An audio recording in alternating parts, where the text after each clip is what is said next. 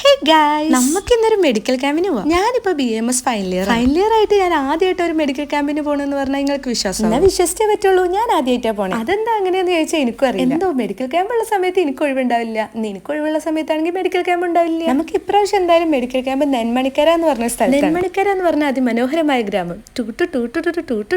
ഇങ്ങനെയൊക്കെ പറഞ്ഞ് കഥ തുടങ്ങണം എന്നാണ് എന്റെ ആഗ്രഹം. പക്ഷേ ചന്തുവിന്റെ തിരക്കഥ പോലെ ഫ്ലോപ്പ് ആവുന്നുള്ളതുകൊണ്ട് നമുക്ക് മാറ്റി പിടിക്കാം. അങ്ങോട്ടേക്ക് കൊണ്ടുപോകാനുള്ള മരുന്നൊക്കെ വേറെ വേറെ പെട്ടിയിലാക്കി സോർട്ട് ചെയ്ത് നമ്മൾ ഇന്നലെ തന്നെ മാറ്റി വെച്ചു. ആ പെട്ടിയെല്ലാം തട്ടി വണ്ടിയിലൊക്കെയായിരുന്നു ആദ്യത്തെ നമ്മളെ പരിപാടി. പെട്ടി മാത്രം കയറിയിട്ട് കാര്യമില്ലല്ലോ, നമ്മളും കയറണ്ടേ. അങ്ങനെ നമ്മളെല്ലാരും കൂടെ വണ്ടി കയറി. ഡോക്ടേഴ്സ് ആയതുകൊണ്ട് പങ്ക്ച്വാലിറ്റി വേണമെന്ന് പറഞ്ഞിട്ട് കറക്റ്റ് 8:45 വണ്ടി വന്നു. പക്ഷെ ആ പങ്ക്ച്വാലിറ്റിയുടെ ഇടയിൽ ഞാൻ രാവിലത്തെ ഭക്ഷണം കഴിക്കാൻ വിട്ടു. അങ്ങനെ കുറച്ച് നേരത്തെ അതിസാഹസികമായ യാത്രയ്ക്ക് ശേഷം ഞങ്ങൾക്ക് മെഡിക്കൽ ക്യാമ്പ് ഉണ്ടായിരുന്നത് ഒരു സ്കൂളിൽ വെച്ച്. ആ സ്ഥലത്തിനെ പറ്റി പറയാണ്ടിരിക്കാൻ പറ്റില്ല. സ്ഥലം ഭയങ്കര നൈസ് ആയിരുന്നു. ശാന്തിയുടെയും സമാധാനത്തിന്റെയും പരവതാനി വിരിച്ച സ്കൂൾ. പക്ഷെ ആ സമാധാനം അധിക നേരം നീണ്ടു നിന്നില്ല. അവിടെ എത്തിയതും പിന്നെ എല്ലാവരും കൂടെ ഒരു ഓട്ടായിരുന്നു. കാരണം അവിടെ പേഷ്യൻസ് വരുന്നതിന് മുന്നേ നമുക്ക് ഇതെല്ലാം കൂടെ സെറ്റ് ചെയ്യണം. എന്നിട്ട് പിന്നെ നമ്മൾ ആ സ്കൂളിൽ കയറി ഫാർമസി സെക്ഷനും എല്ലാ ഡിപ്പാർട്ട്മെന്റിലുള്ള സെക്ഷനും ഒക്കെ അറേഞ്ച് ചെയ്തു. ഞാനിരുന്നത് രജിസ്ട്രേഷനിലായിരുന്നു. പക്ഷെ അതിന് മുന്നേ എനിക്കിവിടെ കുറച്ച് പണിയുള്ളതുകൊണ്ട് അതും തീർത്തിട്ട് പോകാന്ന് വിചാരിച്ച് ഇത് ചെയ്യാൻ നിന്നത്. അവിടെ എഴുതിയ കാക്കങ്ങ പോലെ ഞങ്ങളും ഇത് ABCDയിൽ അറേഞ്ച് ചെയ്യാൻ നോക്കി. പക്ഷെ എങ്ങനെ ചെയ്തിട്ടും ആ ഓയും പിയും അങ്ങ് ശരിയാവുണ്ടായി. അവസാനം ഒരു വിധത്തിൽ ഞങ്ങൾ സംഭവം ഒപ്പിച്ചെടുത്തു. എങ്ങനെയുണ്ട്? നല്ല ഭംഗിയില്ലേ കാണാൻ? അങ്ങനെ ഇതെല്ലാം ഏകദേശം ഒക്കെ ഒന്ന് സെറ്റായി വന്നപ്പോഴാണ് ഇതേ അടുത്ത പരിപാടി. ഇവിടെ മാത്രം സെറ്റായ പോരല്ലോ, വരുന്ന ഒരു കാര്യത്തിൽ നമുക്കൊരു റെക്കോർഡ് കണ്ടു. പിന്നെ എന്റെ മുഖം കണ്ടിട്ട് നിങ്ങൾ ആരും അന്തം വിടണ്ട. ഇവിടെ നടക്കുന്ന ഓരോ കാര്യങ്ങളും ഏകാഗ്രതയോടെ ഗ്രഹിച്ചെടുക്കുന്ന എക്സ്പ്രഷനാണ്. അങ്ങനെ ഏകദേശം എല്ലാം ഒന്ന് അറേഞ്ച് ചെയ്ത് വന്നപ്പോഴാണ് ഇതേ അടുത്ത പണി. പിന്നെ സോർട്ട് ചെയ്യാത്ത കുറച്ച് അധികം മരുന്നുകളുണ്ട്. അങ്ങനെ അതും എല്ലാം സോർട്ട് ചെയ്ത് വെച്ച് അപ്പോഴത്തേനും പേഷ്യൻസും വന്ന് ക്യാമ്പ് തുടങ്ങി കഴിഞ്ഞപ്പോൾ പിന്നെ നമ്മൾ ഭയങ്കര റിലാക്സ്ഡ് ആയിട്ടാട്ടോ എല്ലാം ചെയ്തോണ്ടിരുന്നത്. കാരണം രജിസ്ട്രേഷനിലായതുകൊണ്ട് ഞങ്ങൾക്ക് അത്ര വലിയ പണിയില്ല. ജസ്റ്റ് രജിസ്റ്റർ ചെയ്ത് പിന്നെ അവരുടെ BP വെയിറ്റ് കൊടുക്കുക, അത്ര മാത്രമേ ഉണ്ടായിരുന്നുള്ളൂ. പിന്നെ നമ്മുടെ കോളേജ് മാത്രമല്ലായിരുന്നു, അതിന്റെ കൂടെ ട്രിനിറ്റി ഐക്കാറിന്റെ ക്യാമ്പും കൂടി ഉള്ളതുകൊണ്ട് അങ്ങോട്ടേക്കുള്ള പേഷ്യൻസും എല്ലാം ഉണ്ടായിരുന്നു. അങ്ങനെ നല്ല തിരക്കായിരുന്നു. ഞാൻ ശരിക്കും പറഞ്ഞ ഇതെല്ലാം ഭയങ്കര എൻജോയ് ചെയ്തിട്ടാട്ടോ ചെയ്തോണ്ടിരുന്നത്. കാരണം എനിക്ക് എപ്പോഴും തിയറിനേക്കാൾ ഇഷ്ടം പ്രാക്ടിക്കലാണ്. എന്തോ ഞാൻ ഒരുപാട് പ്രാവശ്യം പഠിച്ചിട്ട് നടക്കാത്ത കാര്യങ്ങളൊക്കെ ചിലപ്പോൾ CT ക്ലാസ്സിലോ IP-ലോ OP-ലോ ഒക്കെ പോകുമ്പോൾ ജസ്റ്റ് ഒരു പ്രാവശ്യം കാണുമ്പോഴത്തേന് ക്ലിക്ക് ആവലുണ്ട്. പിന്നെ ഇതുപോലെ മെഡിക്കൽ ക്യാമ്പിനൊക്കെ പോകുമ്പോൾ നമ്മൾ സ്റ്റുഡൻസ് ആണെങ്കിലും അവിടെ വരുന്ന അമ്മമാരൊക്കെ നമ്മളെ ഡോക്ടറെ എന്ന് വിളിക്കുമ്പോഴുള്ള സന്തോഷം അത് വേറെ തന്നെയാണ്. അങ്ങനെ ഏകദേശം ഒരു 1.5 വരെ നമുക്ക് അവിടെ ക്യാമ്പ് ഉണ്ടായിരുന്നു. അതുപോലെ തന്നെ എല്ലാ ഡിപ്പാർട്ട്മെന്റിലെ ഡോക്ടേഴ്സും അവിടെ അവൈലബിൾ ആയിരുന്നു. പണ്ട് ഞങ്ങളുടെ കോളേജിൽ ഒരു പ്രോഗ്രാം നടന്നപ്പോൾ അവിടെ വന്ന് സാറ് ചോദിച്ചു എന്തുകൊണ്ടാണ് നിങ്ങൾ ഈ ഫീൽഡ് തിരഞ്ഞെടുത്തത്. അപ്പോൾ ഓരോരുത്തർക്കും പറയാൻ ഒരുപാട് ഉത്തരങ്ങൾ ഉണ്ടായിരുന്നു കേട്ടോ. പക്ഷെ ഞാൻ പറഞ്ഞത് എനിക്ക് കടാവർ കാണാൻ വേണ്ടിയിട്ടാണ്. അതും പറഞ്ഞ് ഇപ്പോഴും എന്റെ പിള്ളേര് കളിയാക്കലുണ്ട്. ശരിക്കും പറഞ്ഞാൽ ഡോക്ടർ ആവാന്നുള്ളതിന് പകരം ഹ്യൂമൻ ബോഡീനെ പറ്റി പഠിക്കുക, അത് വെച്ചിട്ട് തന്നെയായിരുന്നു ഞാൻ ഈ കോഴ്സ് എടുത്തത്. പക്ഷെ ഇന്ന് ഇതുപോലെ ഓരോ ക്യാമ്പൊക്കെ അറ്റൻഡ് ചെയ്യുമ്പോൾ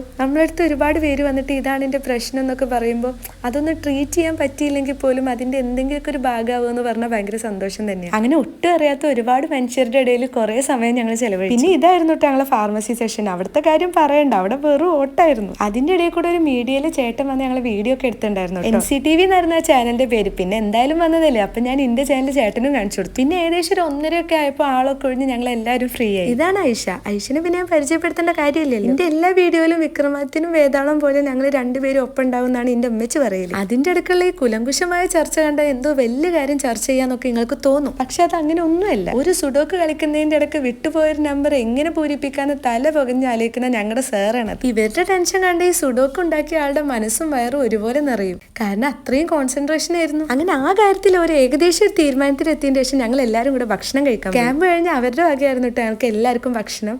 നെയ്ച്ചോറും ചിക്കനും ആയിരുന്നു ഭക്ഷണം ഉണ്ടായിരുന്നു. ഞങ്ങൾ ഒട്ടും പ്രതീക്ഷിച്ചില്ലായിരുന്നു. ക്യാമ്പിന്റെ എല്ലാ ക്ഷീണം ആ ഭക്ഷണം കഴിച്ചോടെ എല്ലാവർക്കും മാറി. അവര് ഞങ്ങൾക്ക് അന്ന് ഹോസ്പിറ്റാലിറ്റിയും പറയാണ്ടിരിക്കാൻ പറ്റൂല കേട്ടോ. ഞങ്ങൾ അവിടെ എത്തി തിരിച്ചിറങ്ങുന്നത് വരെ എല്ലാത്തിനും ഞങ്ങളെ കൂടെ അവിടെ എല്ലാവരും നിന്നുണ്ടായിരുന്നു. ഡോക്ടേഴ്സിന് ഒരുപാട് ബുദ്ധിമുട്ടുകൾ സൊസൈറ്റിയിൽ നേരിടേണ്ടി വരുന്ന ഈ സമയത്തും നമ്മുടെ ഈ പ്രൊഫഷനെ അത്രയും റെസ്പെക്റ്റോടെ കാണുന്ന ഒരുപാട് മനുഷ്യരുണ്ട് കേട്ടോ. പിന്നെ ഫുഡൊക്കെ കഴിച്ച് അവിടെ എല്ലാവരോടും യാത്രയും പറഞ്ഞ് ഒരുമിച്ച് ഫോട്ടോസും എടുത്തിട്ടാണ് ഞങ്ങൾ അവിടെ നിന്ന് ഇറങ്ങിയത്. തിരിച്ചു പോകുമ്പോൾ വേറെ തന്നെ ഒരു വൈബായിരുന്നു കേട്ടോ. ക്യാമ്പ് കഴിഞ്ഞോണ്ടാണോ അതോ ബിരിയാണി കിട്ടിയോണ്ടാണോ അറിയില്ല, ആരും വന്ന പോലെ അല്ലായിരുന്നു. എല്ലാവരുടെ മുഖത്ത് ഒരു 10 വാട്ട് ബൾബിന്റെ എഫക്റ്റ് ഉണ്ടായിരുന്നു. അങ്ങനെ പിന്നെ നമ്മളെല്ലാരും കൂടെ വർത്താനൊക്കെ പറഞ്ഞ് അടിപൊളിയാക്കി തിരിച്ചുപോയി. സിസ്റ്ററുടെ തംസപ്പ് ഞാൻ പറഞ്ഞ് ഇടിപ്പിച്ചല്ല കേട്ടോ. അങ്ങനെ തോന്നിയെങ്കിൽ അത് തികച്ചും യാദൃശികം മാത്രം. അപ്പൊ ഇനി അടുത്ത വീഡിയോ കാണുന്നവരേക്കും ബൈ.